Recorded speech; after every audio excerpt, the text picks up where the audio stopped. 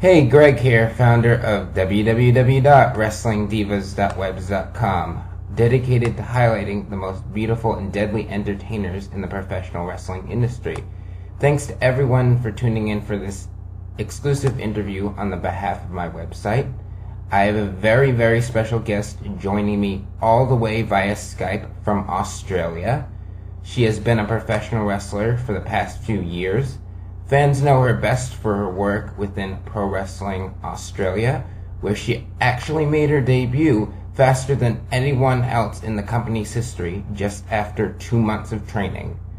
So I'd like to welcome my special guest, Cassie, better known as Cassidy in the world of professional wrestling. Hey Cassie, how are you? Good, how are you, Greg? I'm doing great, thanks for joining me. No worries. Well, for those who have been paying attention to my interview know that I interviewed you once earlier this year, and you made a couple of great points that I'd like to expand on today. First thing that really struck within your answers to the first question, actually, is that you entered the wrestling industry at the very early age of 16 or 15. Why did you choose to get involved with this industry at such a young age, because it's a huge undertaking?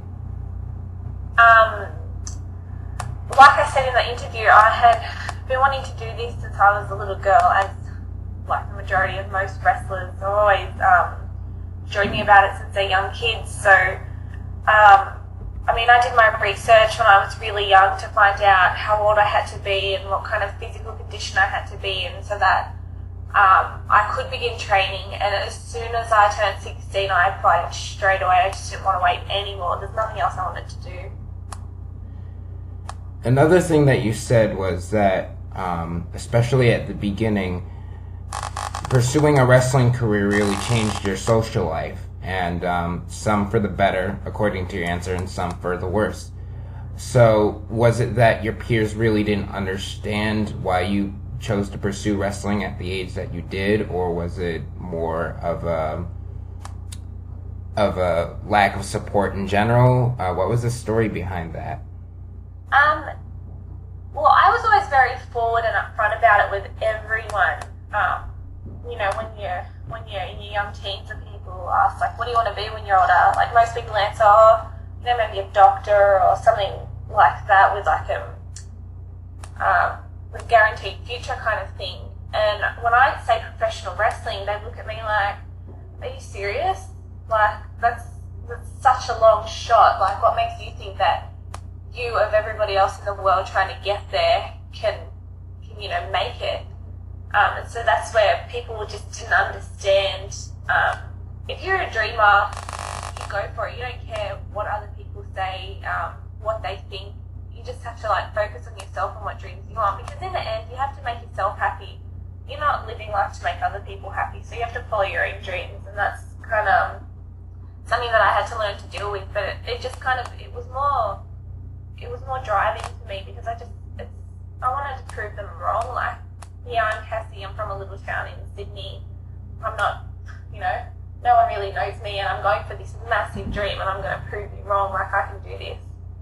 That's where that support fell down or whatever. But my friends who I've grown up with since I was little, they've always been there supporting me, knowing that this is a huge dream of mine. So they were always there. It was just like second nature to them. That's just what I was going to be. And they've been to all of my wrestling shows. Came to my first ones. They make signs. I even had a couple friends come a couple shows ago who made t-shirts on the front, and they spelt out on each shirt Cassidy, and on the back I think it said Team Cassidy, and it's just things like that, how you have some people who are really supportive of you and some people who just don't get it. That's something that you have to learn to deal with, and that's what I'm doing. So, seeing as that you entered the wrestling industry at the age that you did, would you encourage other people to get involved at as young of age as you did, or would you tell people to wait until they feel comfortable? What's the advice that you would give other people? You definitely have to be comfortable, and I think to go into the wrestling industry at such a young age, you need to be sure, you need to be absolutely positive that it's what you want, because it's not a muck around business. You don't, like, you're obviously there for fun and you make lots of friends, but you have to be a very strong person as well. You have to make sure that you surround yourself with the right people, and that's definitely hard to find at a young age and when you first enter the business. But I guess it's something that you just learn. But if someone was 16 and wanted to join the wrestling industry, I would just say just to be positive 100% in themselves, that that's what they want out of life. Because it is a dangerous sport. It does take its toll on your body, evidently with my knee at the moment. It does take its toll, and it is hard if you get knocked off that horse. You have to have the strength to want to come back, and you just, like, I prepared myself since I wanted to do this. I've always said, I know that I'm going to get injured, I know I'm going to have bruises, and I'm going to be hurting, and my muscles are going to ache, and I prepared myself for that. That's what I wanted, it's what I expected. So when it does happen, it's like, yeah, this is what I want, this is what I asked for, and I wouldn't have it any other way. But for someone who wants to join at such a young age, I would definitely say that they have to be sure in themselves what they want. You touched upon a bit about the physical pain behind what wrestling can bring, and of course the training and just wrestling and matches. There's a lot of physical pain, but there's also a lot of mental pain, because there are so few opportunities for anyone to make it in this industry. There are very few companies out there that are the big companies to look out for. So was it difficult for you to stay grounded sometimes when you were really young, when things really didn't turn out your way as planned? Because a lot of times that happens in wrestling. What do you mean by stay grounded? Stay grounded, like when things don't necessarily go exactly the way you planned. What did you do to kind of not let it get the best of you? That's a good point. When I first started, I travelled to Melbourne and did a show there with my trainer and one of my good friends, Jess and Kay. And that didn't exactly go to plan. I got a black eye and yada yada. I was young and my parents weren't happy with it, so they actually pulled me out. I was 16, so they could do that. They had that over me. They pulled me out, and I was absolutely devastated. I was heartbroken when they told me. I walked to, like, I was just walking around my room for hours. I didn't know what to do. Didn't know whether to sit down or stand up. Didn't know what to say. I was absolutely heartbroken, like this is my dream and my parents are taking me out of it. I was so mad at them as well, because I thought they understood this is what I wanted. But I guess that's something at a young age you don't understand. And so I was out for 8 months. I was originally supposed to be out until I was 18, but I came back 8 months later in December. But during that time, while I was out, all I did was focus on getting back. I was in the gym, I was working out every day. All I did was watch wrestling and miss it, and I went to all the shows still getting my knowledge of it and things like that. I still had my focus as well, so it was something that brought me down really hard. That was something that's hard to stay focused and stay grounded with, but it's what I did. It's my dream. When you have a dream, that's all you think about. So that's what I did to stay grounded. I just kept my focus and knew what I wanted. You've made it clear that eventually you want to make it to the WWE or Impact Wrestling, and of course those are the two big companies out there right now because they're televised on standard cable. Does it upset you at all when those companies hire models who have no past wrestling experience to eventually become in-ring performers? Does it upset me? Yes, personally. It doesn't necessarily upset me because they've obviously done something right to get there, and you can't endure the pain that we do, and the amount of travelling they do is It's ridiculous. I mean, it's what I want to do. I love traveling, but being on the road for so many days in a year, you can't do that without loving it. So I think they do, if say they do hire a model with no wrestling experience. I mean, they do go through training. They'll put through the developmental contract. So they do train for it. But I don't think that you could last in the business if you don't love it. So I think the girls, if there are girls that have been hired who are models, they're in there, they've done something right, and they've done their training. So it doesn't make me upset, but I want to be the best I can be, and I know that I've got the passion there.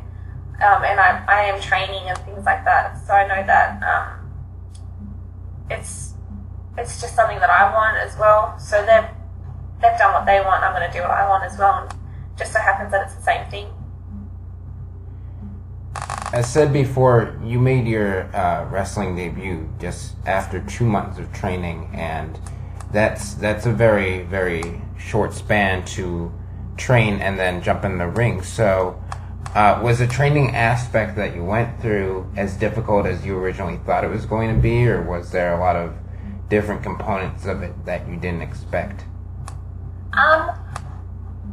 I knew it was going to be intense, especially because when I first started, I joined PWA's Intense Summer Boot Camp, which originally went for 2 weeks, and we trained 4 hours a day for that.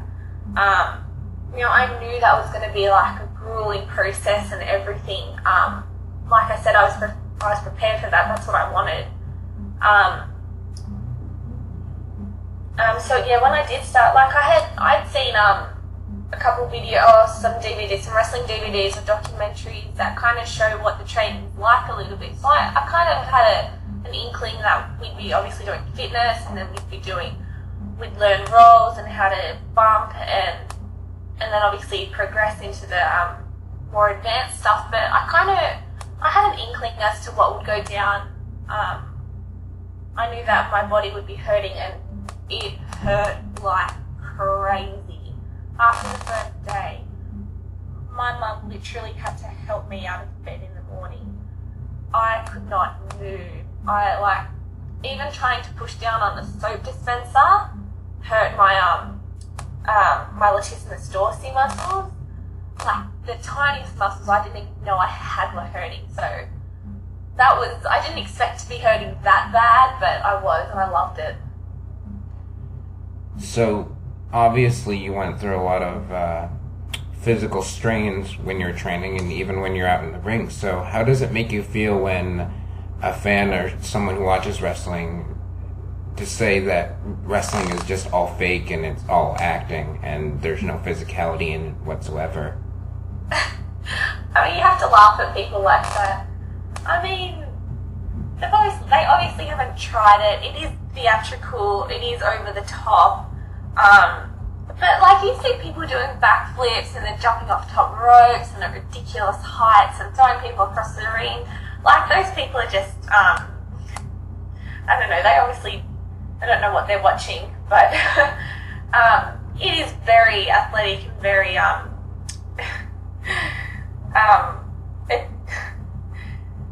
there's a lot to it, and just I don't know. I think they just see the theatrics in it, that it is over the top and things like that. But that's one of the things that attracted me to it, because I've been a dancer my whole life. I've grown up on the stage. I also studied acting and drama, and so I love being over the top and being on stage, just being in front of a crowd. I love that. It's moving that.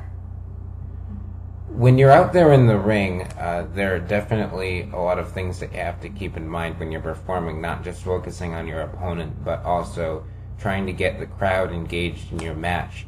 So, in your opinion, what's the most difficult aspect of putting on a wrestling match as far as what you need to go through as a professional wrestler? Sorry, say that again. Basically, what's the most difficult aspect of putting on a wrestling match from your perspective of being a performer? Do you find it most difficult to kind of keep the crowd engaged, or do you Is there another thing that you find really difficult about performing in front of the crowd and putting on a match? The crowd's always involved in some way, and if they are dying down, it's like second nature in your head. You feel that there's no energy, so you build the energy.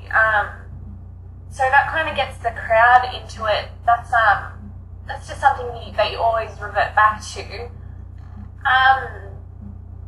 Learning for me personally the structure of a match and that kind of thing. That's difficult for me because I'm still learning that as we go. And it's good that I'm around such talented people who I train with, who are like a really good help with that. But yeah, that's probably what I struggle with most in a match, is put like the structure of it. Like in theater, as you said, there's definitely some aspects of that industry within wrestling, because there's a good sense of, the now, the present, when you're involved in a match. And oftentimes, especially when you're working for small independent wrestling companies, there is no, rewind button. There's no DVD that's going to be released. So people can't rewind the match and look back. If they're there and they're seeing it, they're seeing a unique performance that no one else there would see. So how do you make the best of a live performance like that and make sure that people remember every moment of it?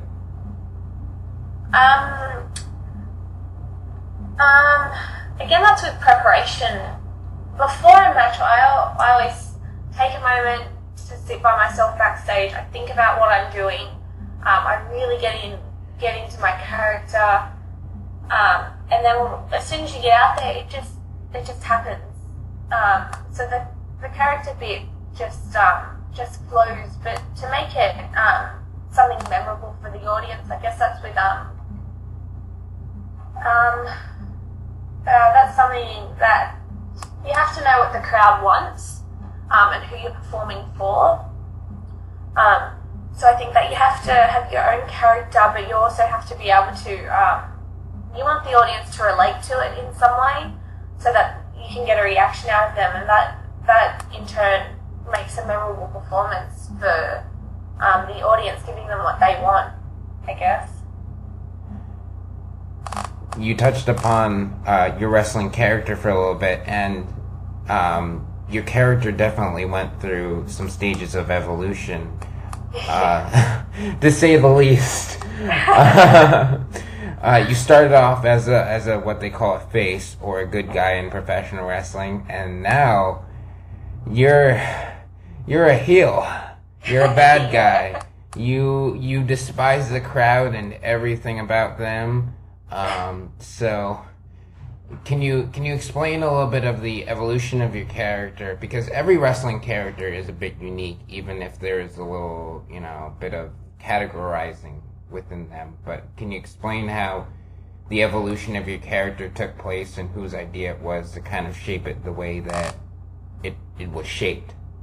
Yeah, well, when I first started out, I was, like I said, I've been a dancer my whole life, so I basically came from a day I was taking ballet class, and the next day I was in wrestling training. So to blend the two, I think my trainer thought it'd be best to have a character that I can relate to. So dancing, I became a cheerleader.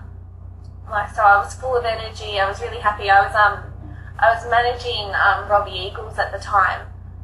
So he was a really good person to be put with, because he loves the business so much, and he's just someone really great to be around with lots of advice. He knows lots. So that was really good that they put me with him and that I was a cheerleader. I just felt really comfortable there. And after a while, I kind of more became, I came just by myself without Robbie, and then I became a little bit more competitive, I guess you say, without him, because I obviously had to stand on my own 2 feet. I didn't have him to rely on. for a little bit of help or encouragement or something like that. And then after that, I just kind of got sick of trying to get the crowd behind me. And I was still losing, and I didn't like that. So I thought, well, this isn't working. I have to do something different. And then I kind of changed into the bad guy and became a little bit of a bitch, you could say. And then I kind of did whatever I wanted to win, and I guess that worked. So I went from this happy cheerleader to a bitch, I guess, and got my way, getting my way now. One thing about portraying a face as opposed to a heel is that faces generally tend to focus more on athleticism and the kind of pizzazz during the moves that you do, and the heels focus on character more. So was it difficult for you to make that switch at first, or did it just come naturally to you? It's definitely difficult. It still is a little bit, because there's such a wide variety of moves that I felt I could do as a face. Like just big impact moves kind of thing. And then as soon as I turned heel, I was like, I can't do this anymore. What am I going to do? Like, what do I use? And so that's something that I'm still finding a little bit difficult and trying to find my feet in is what moves are going to what move is going to make someone think of me? What's going to be my signature moves that as a heel I can use?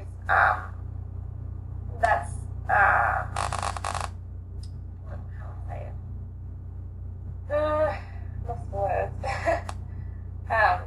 Just trying to find my own signature set of moves that I can use. That people obviously distinguish as my own. As a face, that's an easy thing I found to do, but as a heel, that is something that is a little bit difficult. It definitely didn't come naturally to me.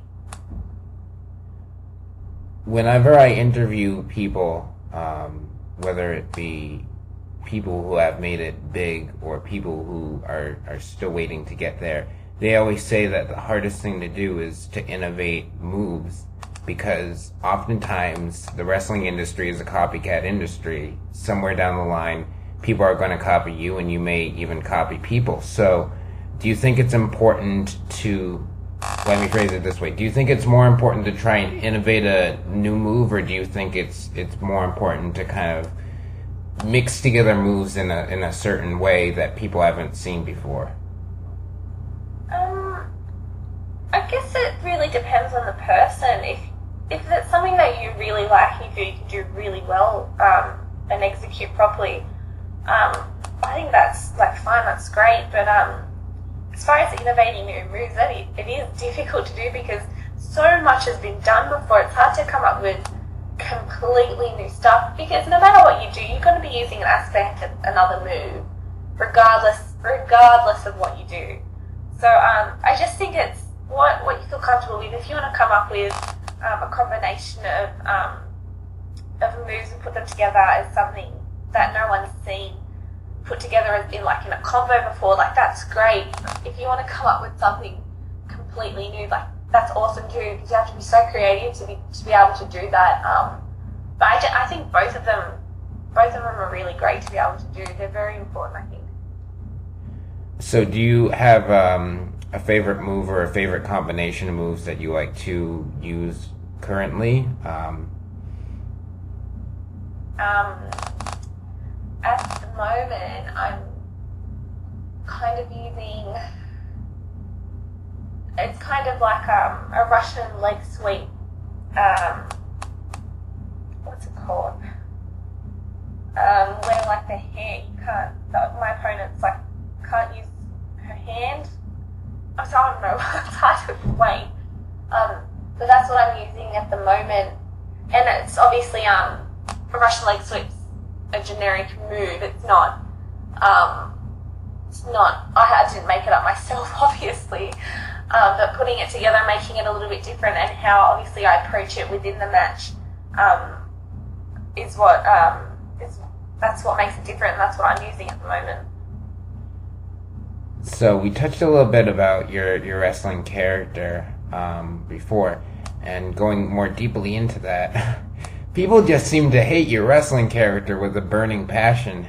Yeah. I remember reading a review of the latest Pro Wrestling Australia show where you were the manager of, I believe, Bombshell Bo in a match that she had.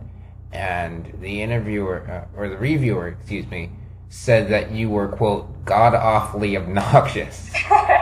And that's quite the way to put it. That's using a lot of strong adjectives there. So, if you wouldn't mind, one thing that I've been doing now with all my interviews is having my interviewees answer a couple questions while in the wrestling character. So, can Cassie Cassidy tell me why she thinks she is the best female professional wrestler in all of Australia? And don't hold out. Unleash all the stocks. No filter. Cassie Cassidy doesn't think that she's the best in Australia. She knows she is. I know I am.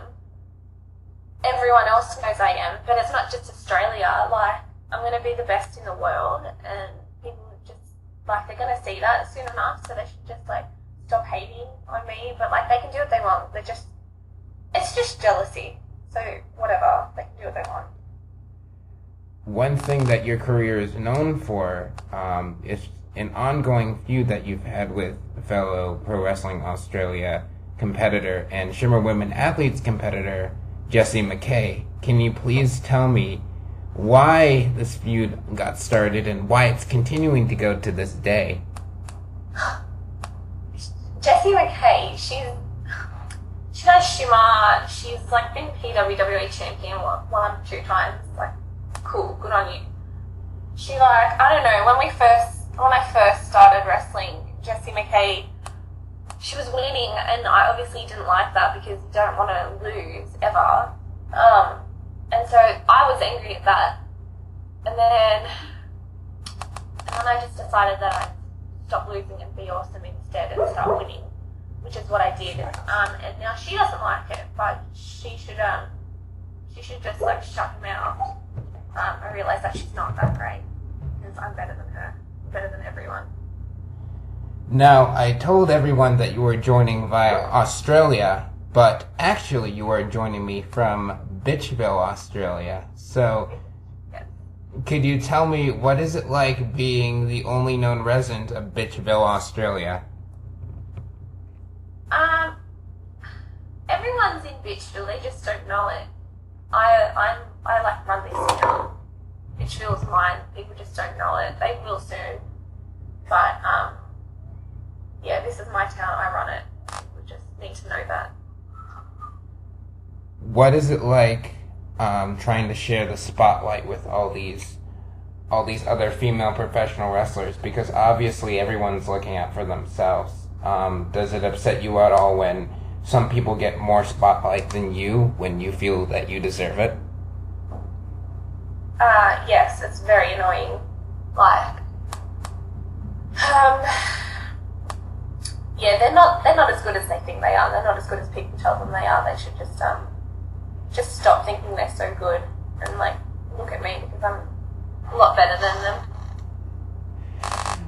So I have had a great time conducting this interview, Cassie, and I hope that you have too. And I think you have a lot of talent that should be recognized, and I believe that will be recognized one day.